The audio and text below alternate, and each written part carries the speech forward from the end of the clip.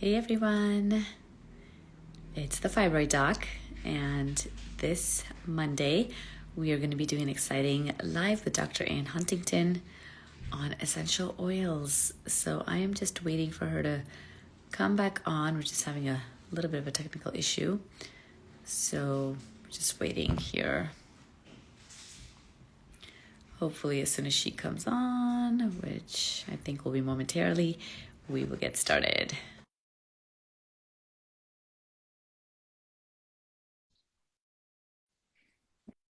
Okay, just approved. Oh, there we go. Okay, Yay, it worked. good. Yes, yes. How are you doing? Happy Monday. Good. Doing well. Same to you. Thanks for having me. Yeah. Yeah, this is so exciting, and I'm sure I'm going to learn a lot as well as our viewers and listeners. If you are watching this live with us today, please say hi and where you're from. And if you're watching this at a later time, either on YouTube or on Instagram, please type it #replay. So welcome to this Monday Instagram Live. I'm Dr. Prabakar from the Fibroid Doc, and I am so excited to have Dr. Ann Huntington with us. And she is going to tell us a little bit about herself and kind of how we got to this topic of essential oils. But I'm sure I'm going to learn a lot, and I'm sure you're going to learn a lot. So let's get to it.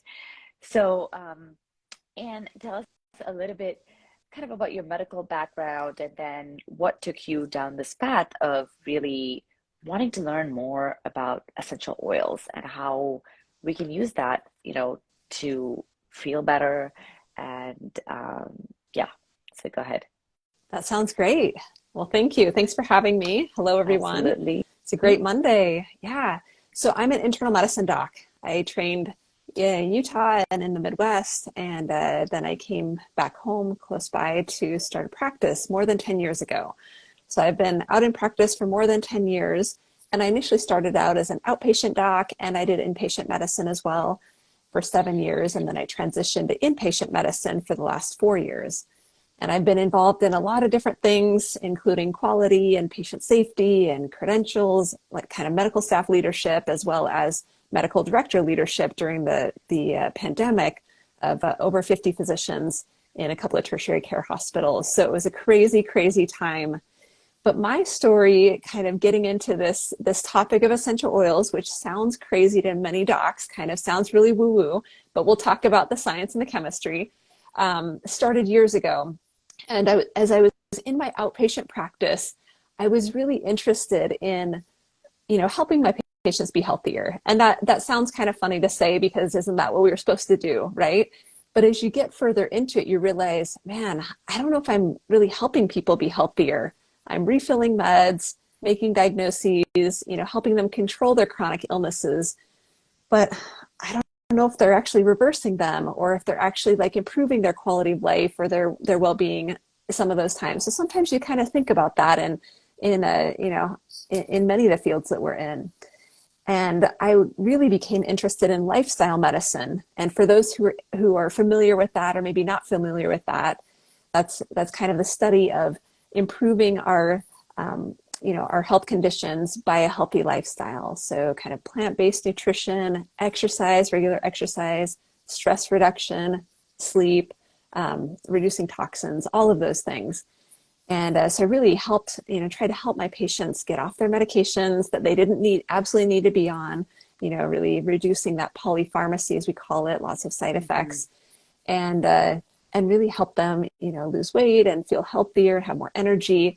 But I found that I needed additional tools as well to really help them. And I also saw that my patients were taking a lot of supplements.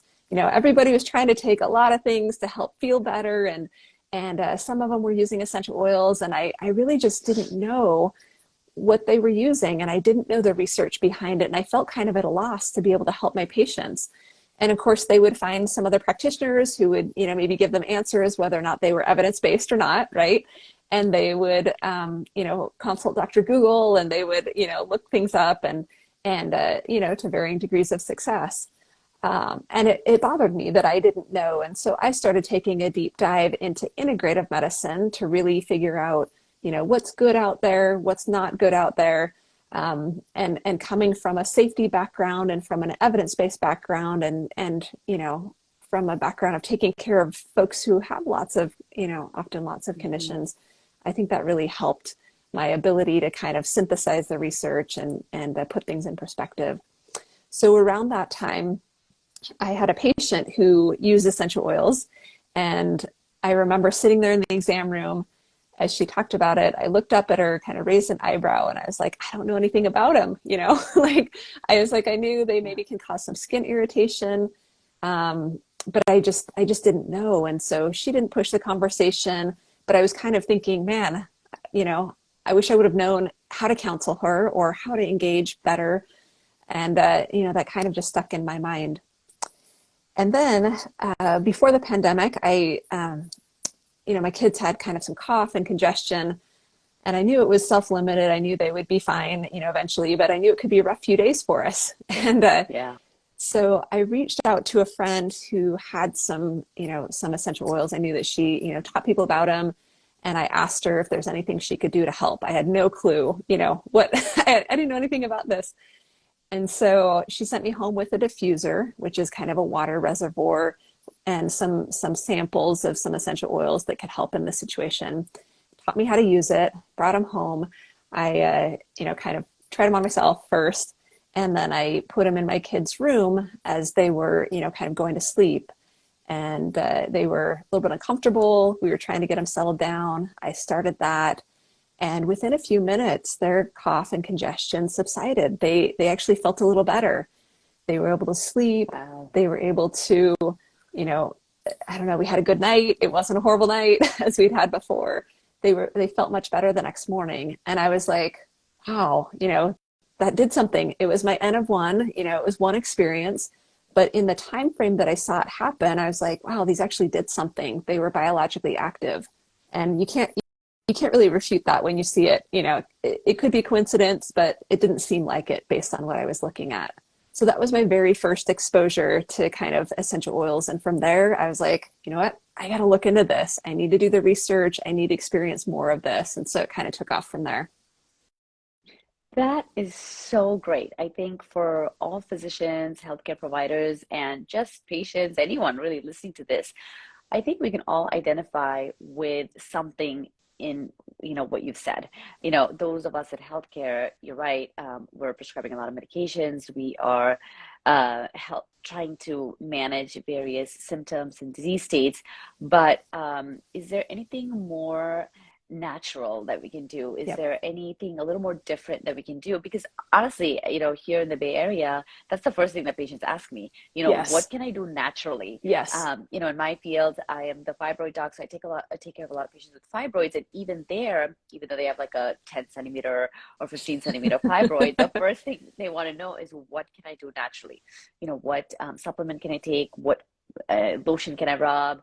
What can I eat? Right. And Yep. so we all, I think, crave for something that is a little more holistic and a little more natural prior to putting medications into our body, because we know that those can have, side effects as well.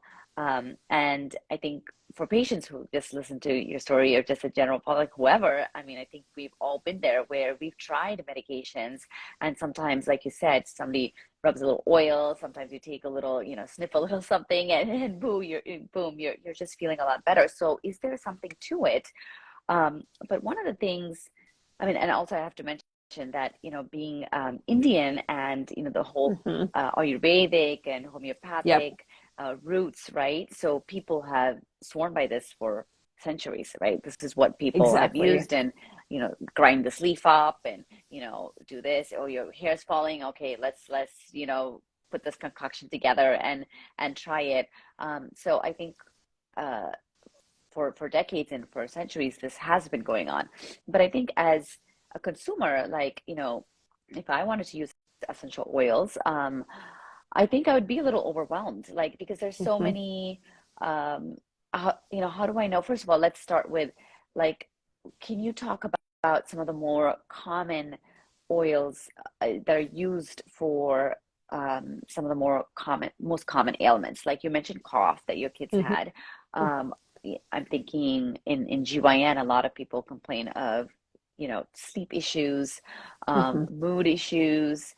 So I was wondering if you could just first tell us a little bit more about what types we would even look for.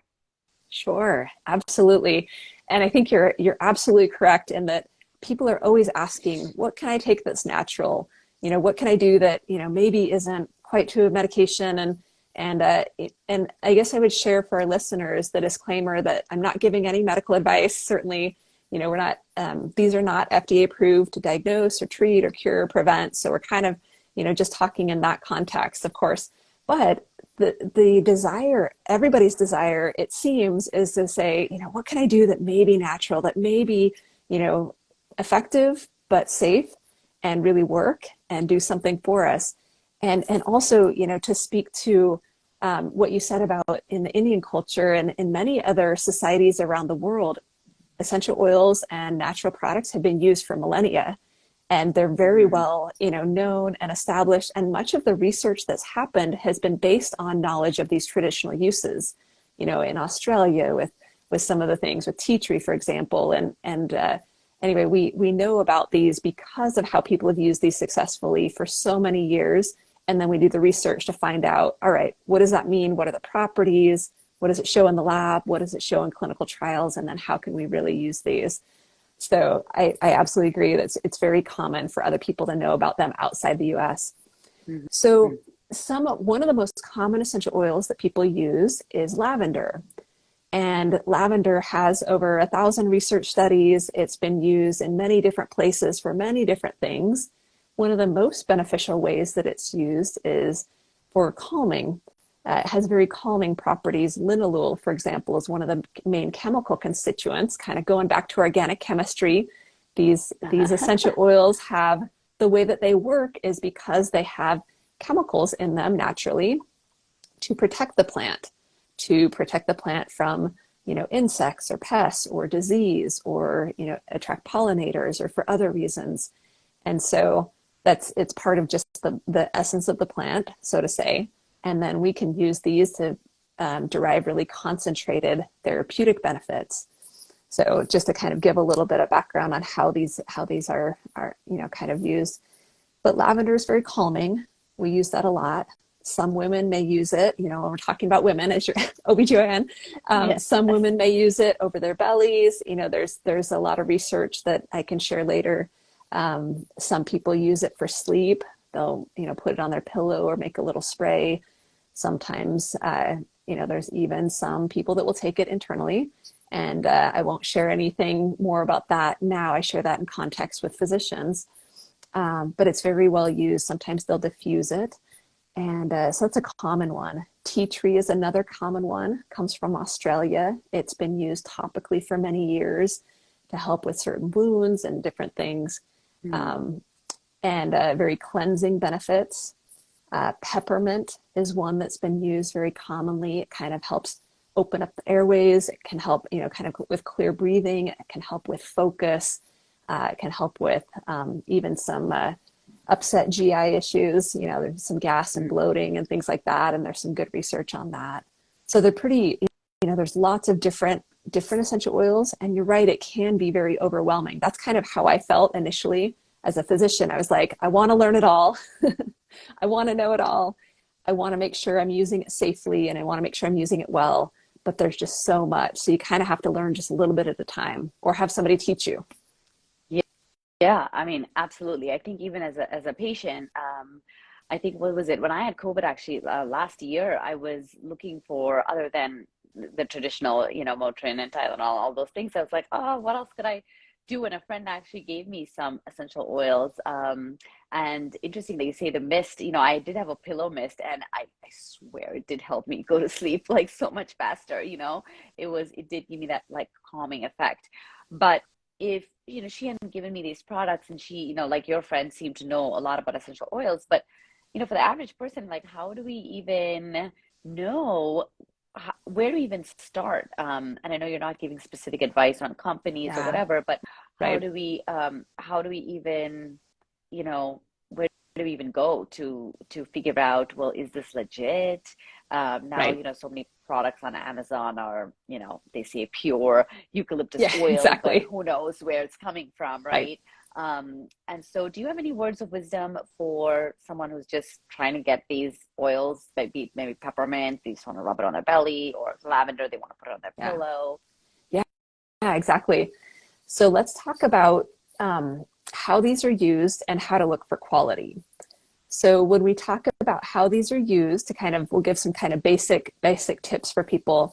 We can diffuse them or use aromatherapy, as we've kind of talked about some ways. Mm-hmm. So we can use it aromatically, and that goes through the olfactory system, through the nose to the olfactory nerves, through to the brain, the limbic part of the brain, and can really exert beneficial effects on memory and on emotion. And then, of course, through the inhaling from a respiratory system. So that's aromatherapy. Anesthesiologists are using these sometimes. Sometimes we use it for nausea, sometimes for calming or for Mm-hmm. focus or for other reasons. Another way to use essential oils is topically. So on the skin, and these absorb through the skin, just like, some of the other topical preparations that we may use. So that's always something I say with caution, because people need to know how to use these. Some of them can be used directly on the skin, but you have to know which ones and what you're doing. Mm-hmm. Some of them are kind of irritating, can be an irritant to the skin. And so they need to be diluted with carrier oil, for example. And carrier oil is kind of a heavier oil that will help dilute it, but also help improve the absorption. So for example, jojoba oil or avocado oil or macadamia nut oil or even fractionated coconut oil. And those with nut allergies need to be cautious with some of those. That's another way to use these. Now, there's certain essential oils that are so powerful, you really don't want to use them on the skin, or they have to be very, very Mm-hmm. diluted. And so need some training on that. And then some people use these internally, orally.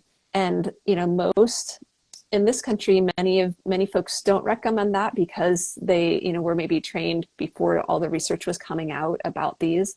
But many of them are in our food products already. As you mentioned, essential oils are everywhere. They're in our food flavorings, in many of the herbal teas. They're in, maybe some of the gum flavorings or, certain other things. I even had a donut recently, and I will say I don't eat donuts very often, but it was a donut with kind of had a berry topping with some lavender in it, which was really interesting. And so they're in some of Yeah, our foods.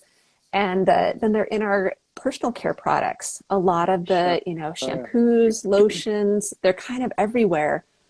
And you may not get much essential oil in there. You may not get much therapeutic benefit. Sometimes it's just a marketing gimmick, or sometimes it's just for the smell. So that can be something to keep in mind. But there's lots of ways these are being used. So a few ways to look at this when you're looking for a higher quality product. You want to look for, does it say it's a fragrance? And fragrance is not the same thing as essential oil, which is going to give a therapeutic benefit. So that's one thing to look for. Another thing is, how are they storing it? Many of the true essential oils are stored in glass, not plastic, and in kind of amber colored bottles, because the light can oxidize the oils and kind of affect the quality. Mm. And you always need to look for testing. And so this is something that I'll teach the doctors too. So my goal is to educate physicians so they can really effectively teach their patients, because the education out there is so all over the place. These are unregulated. But you want to look for testing. Did they do what's called GCMS testing, or gas chromatography mass spectroscopy? That's only one of many tests that need to be done. My website actually talks a lot more about testing, which I can share. Mm-hmm. But that's an important part of it. Do they know what's in the product? Do they know, how much is in the product? Do they know, are there contaminants in the product? Are there pesticides in there? Are there, petroleum byproducts and plasticides and other things? That's something to make sure.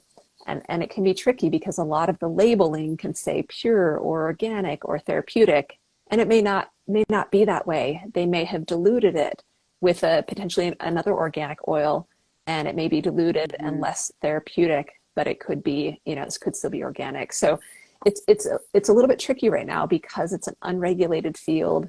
It's such big business. Everybody seems to try to be selling these.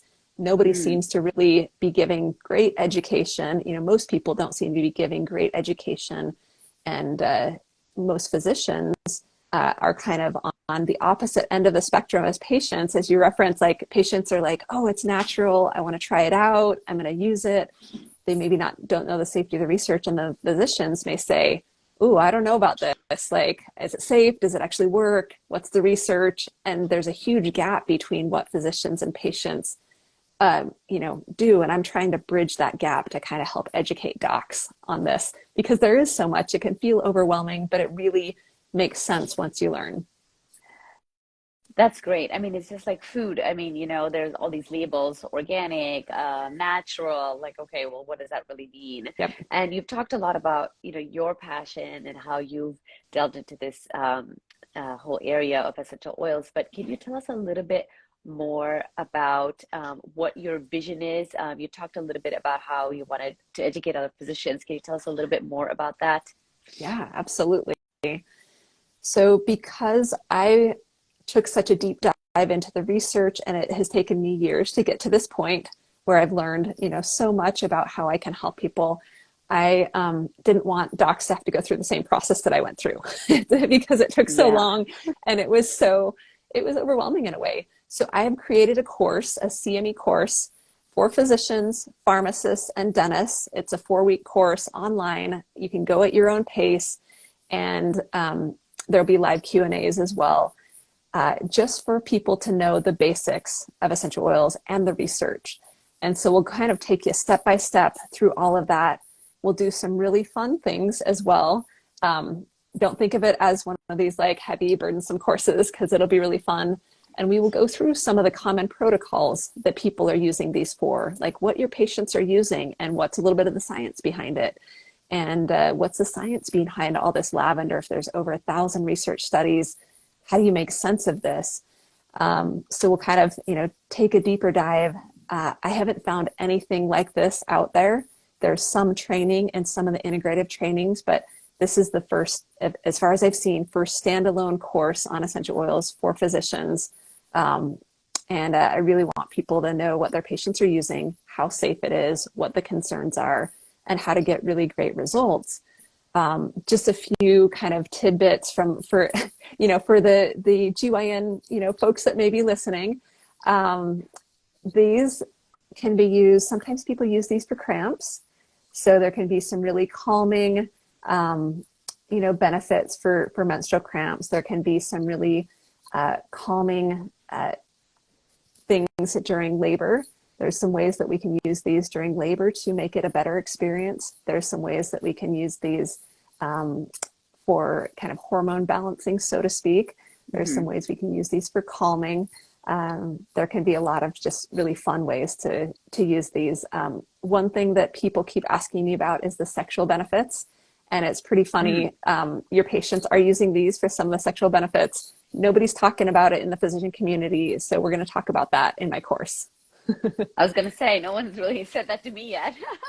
Yep. I Yep. think pain, as you said, period pain, endometriosis, women in menopause using it for sleep issues, mood swings, all of that. But I haven't heard about that one yet. So yeah, so that, I mean, that is so exciting. So there's never been a course really designed like this, and you're designing the first one, and it's for physicians, pharmacists, and you said one more. Dentists. Dentist. Yep. Okay. All right. So if you're a physician, pharmacist, or dentist, you definitely want to be looking into this course, because then, we can more confidently, I think, recommend it to our patients. And as you mentioned in the beginning, when, a patient asks you, you don't have to feel like, oh gosh, I don't know anything about this. At least you can Exactly. have a springboard to go off of, and start the conversation. And in a world where everything is evidence based, we want to recommend things that are also evidence based. And so you've done an amazing job taking all this information and distilling it down into this course. So that's a Yeah, lot of work. it Um, is. but yeah, I bet. But what a great resource for other healthcare providers. So Now, where can patients, doctors, where can we find you if you want to sign up for the course? How does that happen? Can you tell us a little bit more? Yeah, exactly. So my business is Give More Naturally, www.givemorenaturally.com.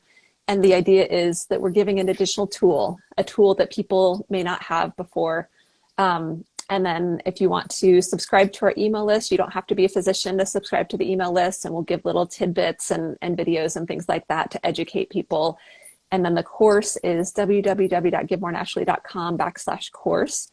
And I'm closing it next week. So if you want to be part of the inaugural cohort, then certainly join up, and you can get CME reimbursement. And it'll be a great time. For those who listened to our live interview, I do have a little coupon for the docs that want to take the course, if that's okay if I share that. Yeah, absolutely. Yeah. So we're giving 10% off for those who listen to this interview. The code is live interview. Just go to the checkout page and type in live interview, and then you'll get the 10% off. So it should Oh, be really wow. fun. Awesome. Yeah, great. Well, I mean, I know I learned a lot. I'm sure everyone watching, listening to this now or later has learned a lot. If anyone has a question, please drop it in the comments below, whenever you're watching this, and we'll try and answer that. But thank you so much for coming on and sharing this valuable information. I think it's about time that we have something more formalized on essential oils, because certainly people are using it, and we want to make sure they're using it in a safe manner and getting the most benefit out of it. So you're doing an amazing, amazing work, and Thank you. I'm so grateful for that, and thank you so much. All Thank you so much for right. having me. It's been fun. Yeah, absolutely. All right. Thanks everyone for watching. Have a great rest of the Monday, and we'll see you later.